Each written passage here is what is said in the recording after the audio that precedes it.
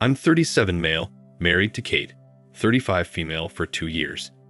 Kate is a professor at City College, and I'm into marketing. We met at a common friend's party and befriended each other. We got connected on social media, but nothing happened between us for a long time. She was dating someone at that time, and even I was in an on-off relationship. Some 4 years ago, it was on her birthday that I wished her on Facebook. It was well past midnight. That chat went on for the whole night, and we ended up meeting the next day for coffee. She had no plans for her birthday, so I took her out for dinner and a long drive. It started from there, and fast forward to 2 years back, we got married. In fact, it was only last month that we celebrated our second anniversary. Our life was running smoothly until a few weeks ago, when my friend told me he had seen Kate with a man who looked quite young, in his 20s. I asked him what a big deal about it. He could be a friend. My friend hesitantly told me their body language didn't suggest he was a friend. They were sitting very close to each other, and the guy's hand was on Kate's waist, and his lips were almost feeling her cheeks. My friend said he stood there for a while to see if it was just a mere misunderstanding, but he actually saw them cuddling. I asked him if he had taken any pictures of them. He said it happened so suddenly that it just didn't click on him to take pictures.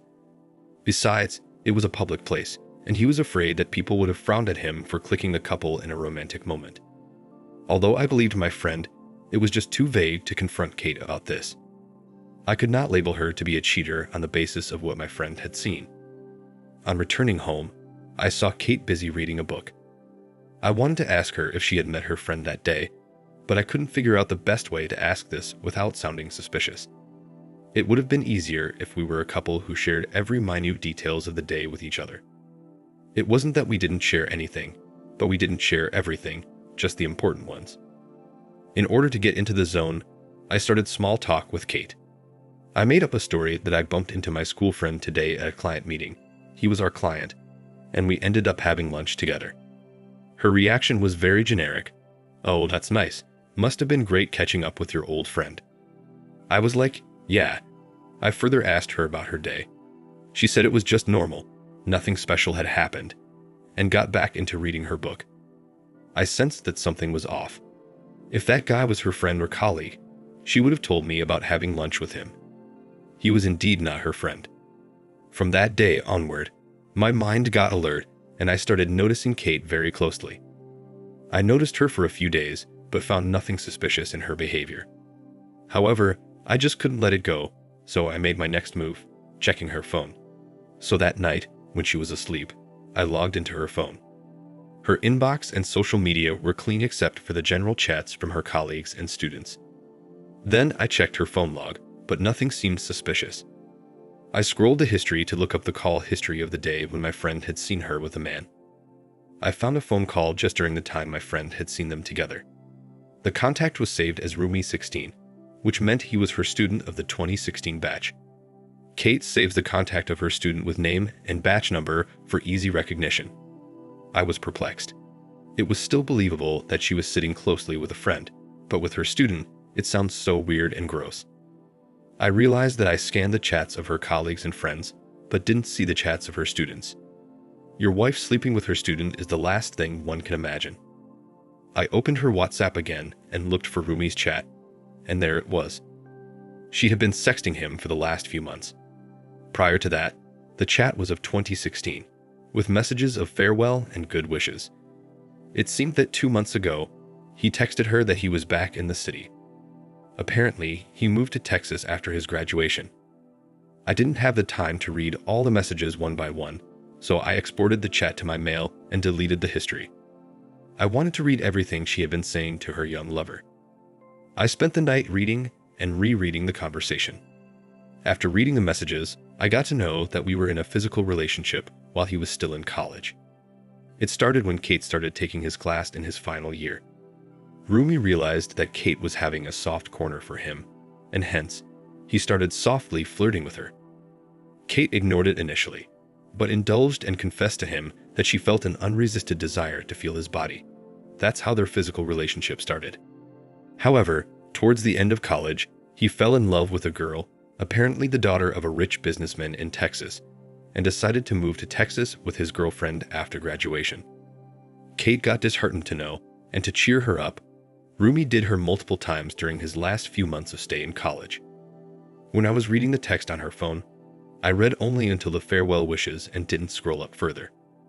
But I'm glad I exported all the chat, which helped me understand the full story.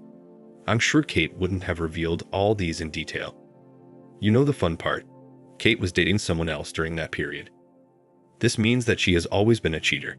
Kate and Rumi had been no contact since he moved out, just normal wishes on birthdays and Christmas. Some 3 months back, Rumi texted her that he had shifted back to the city with his wife. His rich girlfriend from Texas was now his wife, and now he is taking care of his father-in-law's business in the city. Rumi initiated the conversation with Kate by saying he missed her body and wanted to taste her again. Kate's initial response to his advances showed that she resisted, but eventually she gave in and slept with him a few times. Scanning the messages, it looked like it was 4 to 5 times. By the time I finished reading the chats, it was already dawn. I had work the next day, so I tried to get some sleep. By the time I woke up, she had already left for college. I also made my breakfast and went to the office. When I returned from the office, Kate wasn't at home. Usually, she comes back from the college by 5 p.m., but it was 7 p.m. and she had still not arrived. She usually used to hang out with her friends and colleagues after college, and it never bothered me. This time, it was different. I wanted her to be home so that we could have the confrontation and get done with it. I had all the evidence, so there was no point beating around the bush. The revelation was suffocating me, and I wanted it to be over as soon as possible. As the time passed, I got restless. I called her and asked her to come home. She asked me if everything was fine because I had never done this before. Within 30 minutes, she was home. When she entered the house, I was sitting on the front porch. She understood that the matter was serious because I was neither with my phone nor iPad, just sitting idle. She rushed towards me and asked me what was wrong. I told her, "Sorry I disturbed your meeting with Rumi. That's his name, right?" She gave a cold look at me and asked what I meant. I said there was no need to play hide and seek anymore. She said I was accusing her baselessly. I showed her the chat exports, and she froze. She stood silent for a moment and then accused me of breaching her privacy. Really? I sneaked into her phone, and that was a privacy breach, and she sneaking into other men's pants is no crime. Wow. I asked her if her last breakup was also due to this Rumi guy. She snapped at me that it was not my business, but I kept repeating myself like a psychopath, and she confessed that her last boyfriend had also broken up when he got to know that she was sleeping with her student. I laughed and asked how she could be so foolish to destroy her relationship for a man who had sorted out all his aspects of his life and was leading it peacefully. She fought back, saying he was really addictive. What? Is his blood filled with cocaine? I told her that she had to leave the house because we were living in my house. She looked unremorseful and said that there was no reason to be overly dramatic. It was just physical, and no emotions were involved. She asked me to reconsider the decision as I was being impulsive. I said so be it and asked her to leave. She stamped her foot and went inside, shouting that I would regret my decision and come back running to her in 2 days, pleading with her to come back home. Haha, really? She was effing delusional. Pleading her for reconciliation would be the last thing I'd do in my life. She packed her stuff while I sat on the front porch.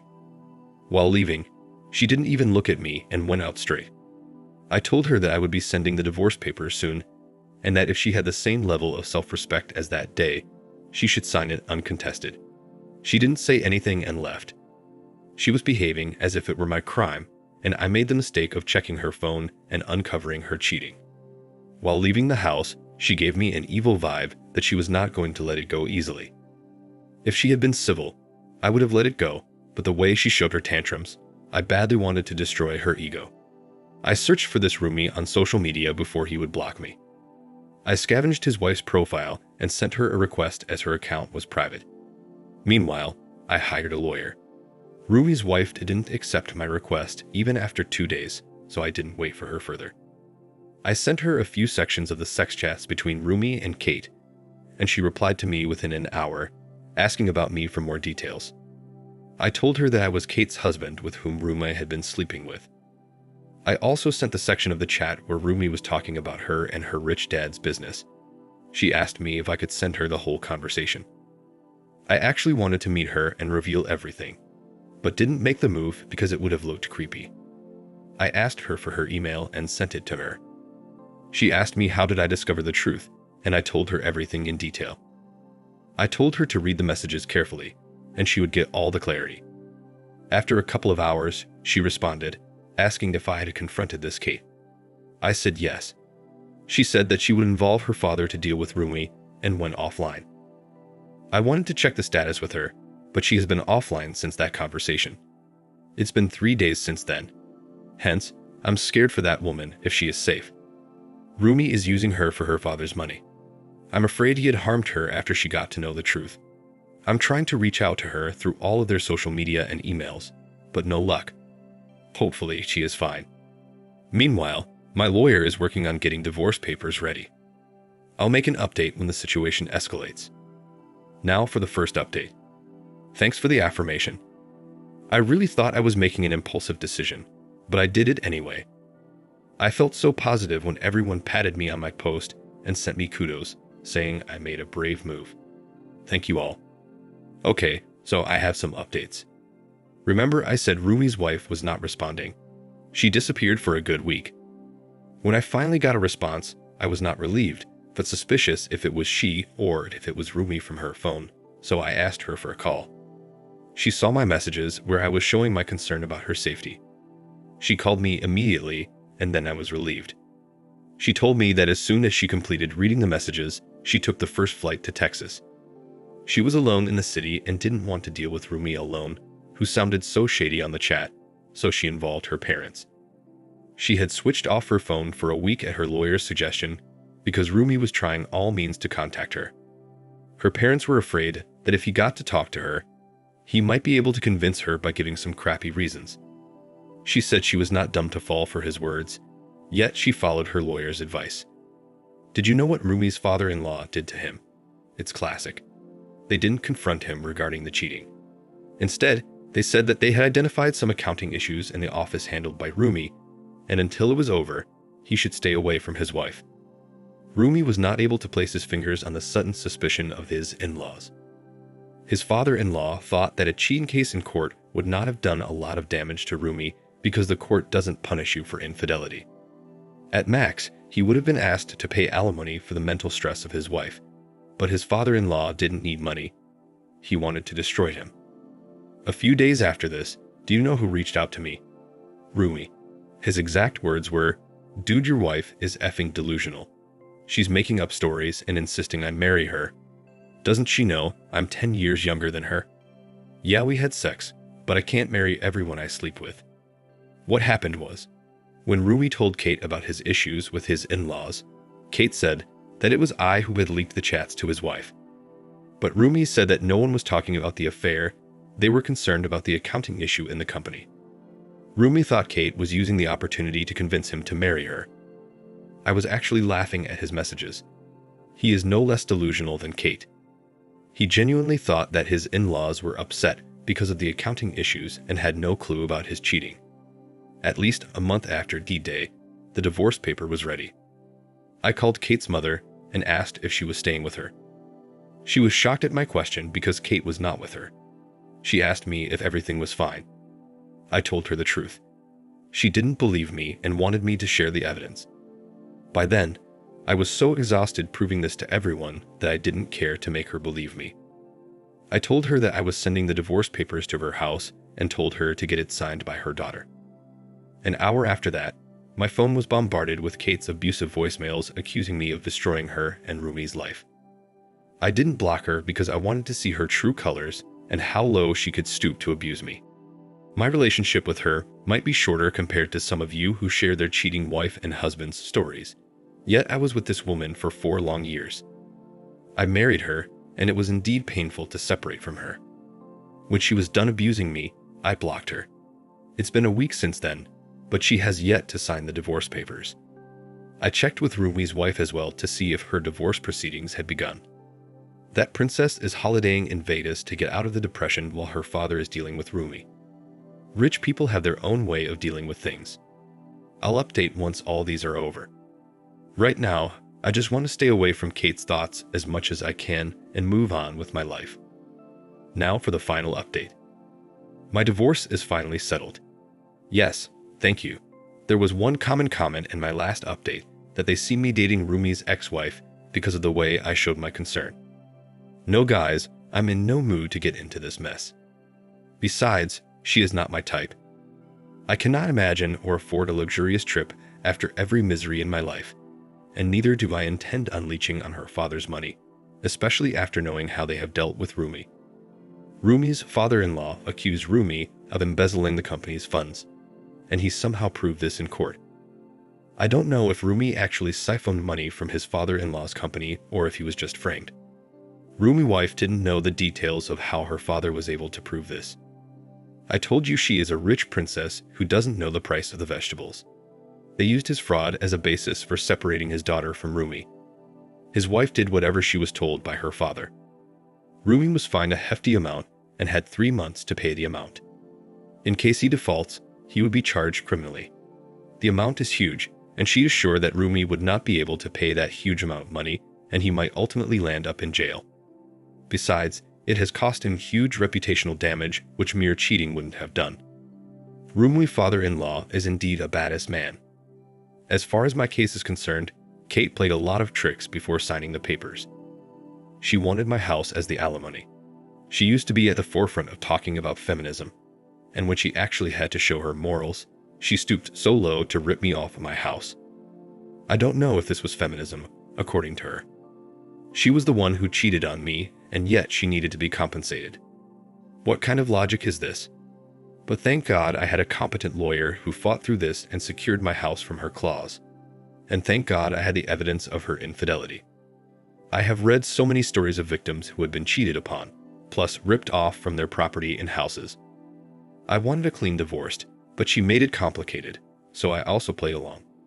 She told her colleagues that she was divorcing me because I was cheating on her, and hence, she wanted the house as the alimony as compensation. Plus, she got all the sympathy from her friends and colleagues, so I did what I should have done much earlier. I sent her explicit chats with Rumi to a few of her colleagues, and you know how people are hungry for gossip at the workplace. The chats got circulated amongst all the faculties, and Kate became the gossip subject in the teacher's room. Kate called me from a landline and abused me badly for leaking her chats. This time, I gave it back to her. I told her to sign the papers or else I would leak them to her friends as well as to her college students, and it might become the next viral thing in the city. My voice was cold and stern, and she knew I could do it. I never thought of playing this dirty, but she forced me to. In fact, I didn't share it with her mother when she didn't believe my words because I never intended to humiliate her in this way. She agreed in my divorce terms and signed the papers in the next court hearing. Finally, I'm divorced and free from her trap. My friends are insisting that I start dating again, but I want to wait for some time before jumping on this bandwagon. Also, I haven't been in touch with Rumi's wife since her last update on Rumi's court case. Neither I'm interested to know what happens to him. I was in touch with her only until my divorce, but now, as it is settled, I don't want any traces of my past and my present life. I just want to move on. Little inspired by the princess Rumi's ex-wife, I'm also planning for a solo trip. No, not to Vegas, but to Montana. Hopefully I come back strong and fresh after my mountain trek in Montana. Thanks for hearing me out and cheering for me. Thank you for watching. Like, comment, and subscribe if you enjoyed the video. Until next time, I'll see you again. Take care.